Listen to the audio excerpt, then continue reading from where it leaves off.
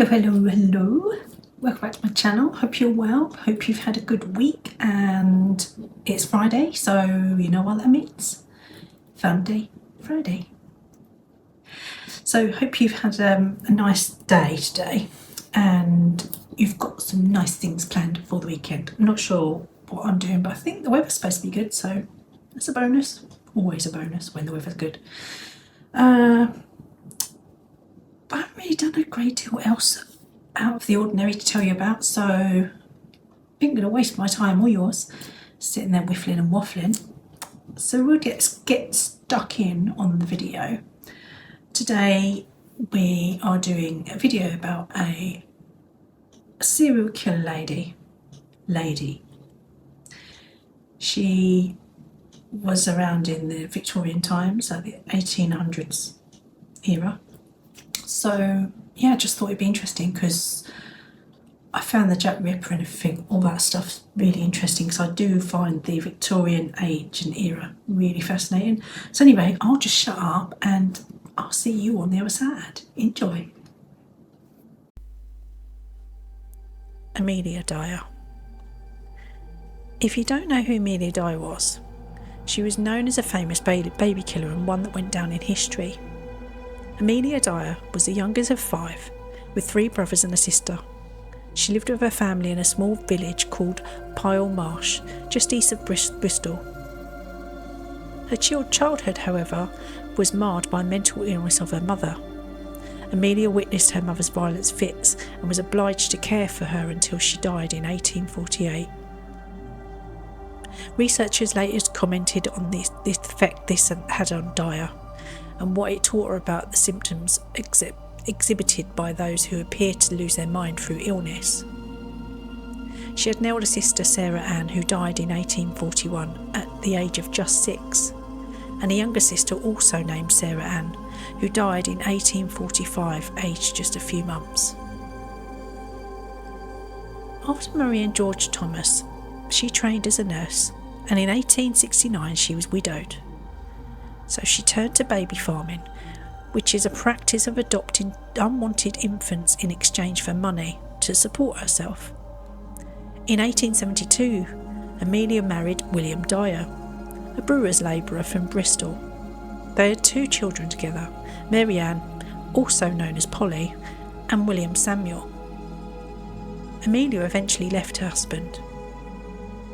She initially cared for the children she adopted, in addition to having her own, but whether intentionally or not, a number of children died in her care, which led to a conviction for neglect and 6 months hard labour. Upon release, she attempted to resume her nursing career. She had spells in mental hospitals due to mental instability and suicidal tendencies. These always coincided with times when it was convenient for her to disappear. Being a former asylum nurse, she knew how to behave to ensure a relatively comfortable existence in an asylum as an inmate.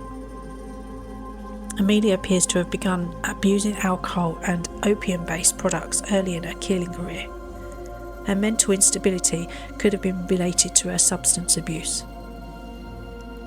She then returned to baby farming and began directly murdering children that she adopted.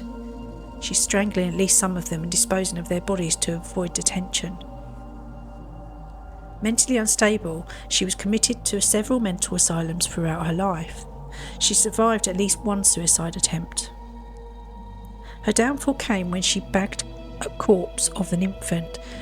It was discovered in the River Thames, with all evidence leading back to her, and she was arrested on the 4th of April in 1896. With one of the most sensational trials of the Victorian period, she was found guilty of the murder of baby Doris Marmon. In January 1896, Evelina Marmon, a popular 25-year-old barmaid, gave birth to a daughter, Doris, in a boarding house in Cheltenham. She quickly sought offers of adoption and placed an advert in the miscellaneous section of the Bristol Times and the Mirror newspaper. It simply read, "Wanted, respectable woman to take a young child."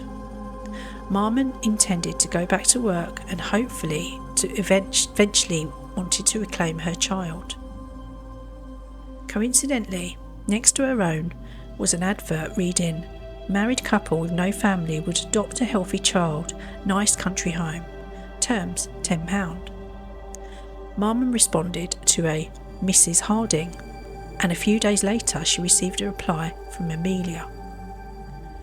From Oxford Road in Reading, Mrs. Harding wrote, "I should be glad to have a dear baby girl, one I could bring up and call my own," she continued.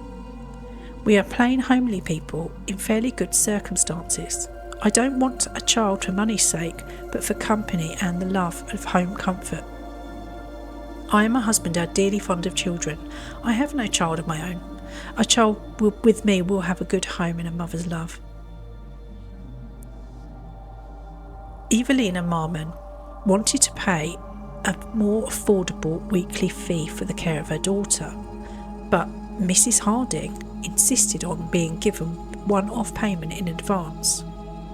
Marmon was in dire straits, so she reluctantly agreed to pay the £10, and a week later Mrs. Harding arrived in Cheltenham.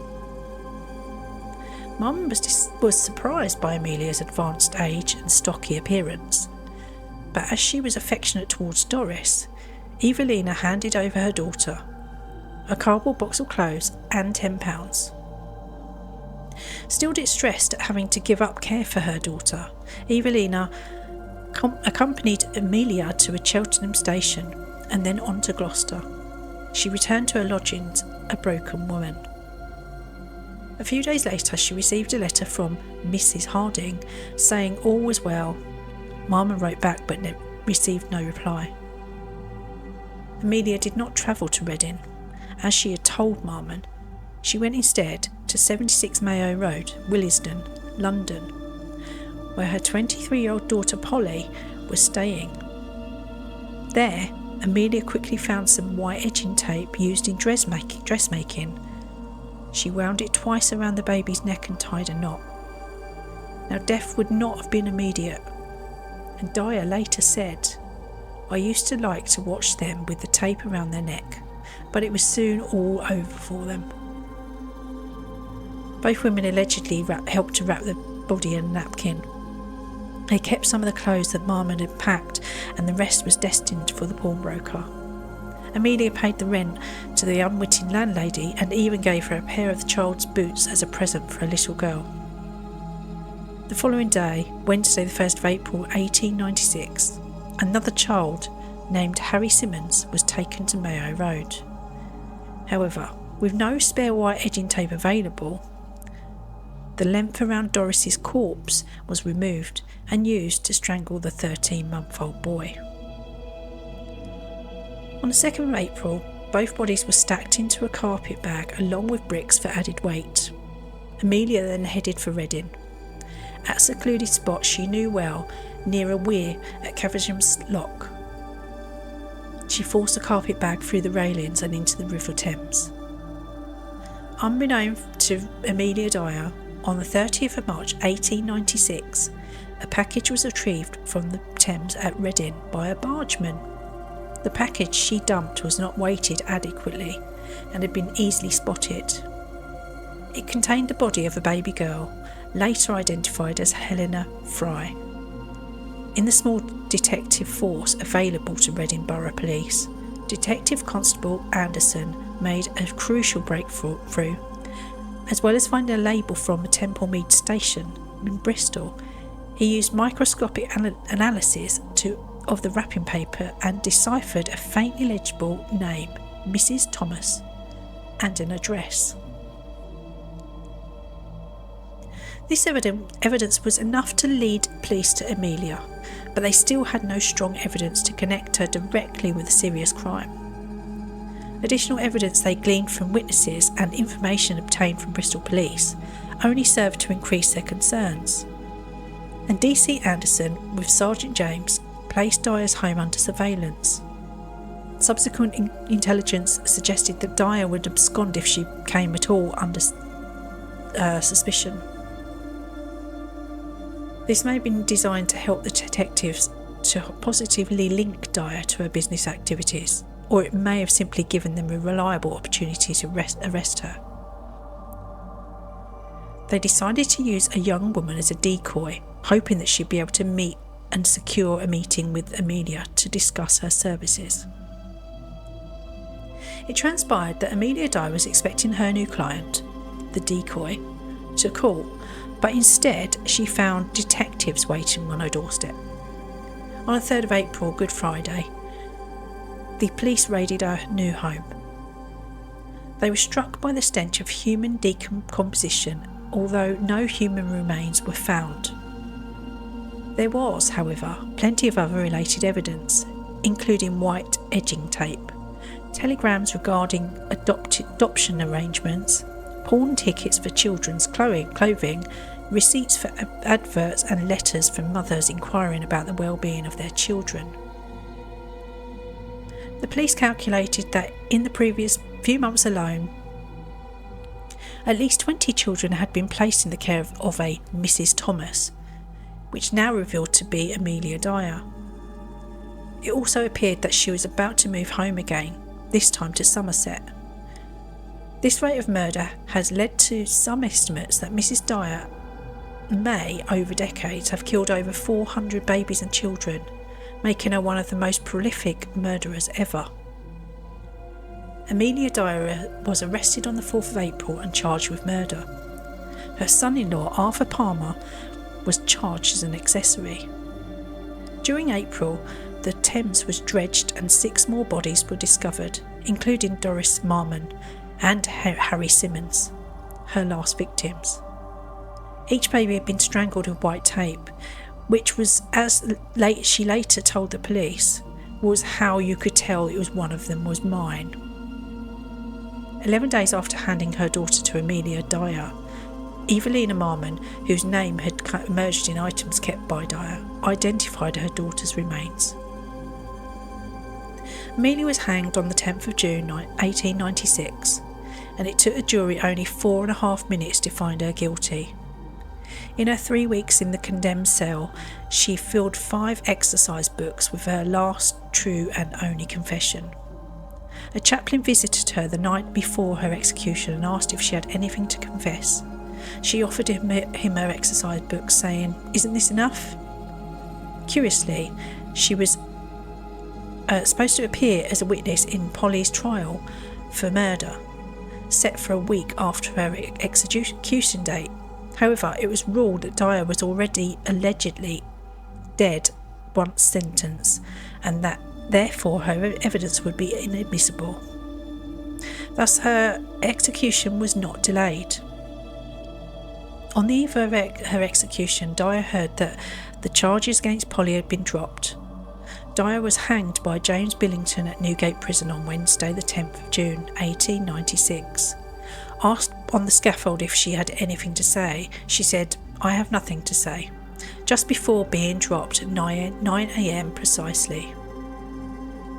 At the time of her death, a handful of murders were linked to her, but there's little doubt that she was responsible for many more deaths similar, up to about 400 or possibly more, making her a candidate for history's most prolific serial killer. Now then, what did you think of that? She was an evil bugger, wasn't she? As all killers are, I suppose, but she was even more evil because they were babies. They were little babies, defenceless little children. They hadn't even grown into children as such. They were babies. I don't know what to say about it. It's quite awful, really, isn't it?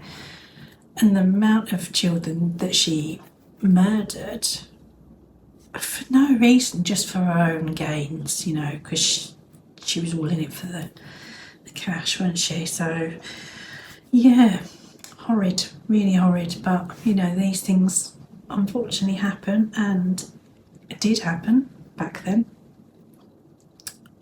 It don't make it any nicer though, does it, really? So, anyway, hope you enjoyed the video. I haven't got anything really to waffle about today. That makes a change, doesn't it? I know. So I'm going to love you and leave you, and I'll see you again on the next one, and take care. Have yourself a great weekend. Keep smiling, and I'll see you soon. Ta-ra.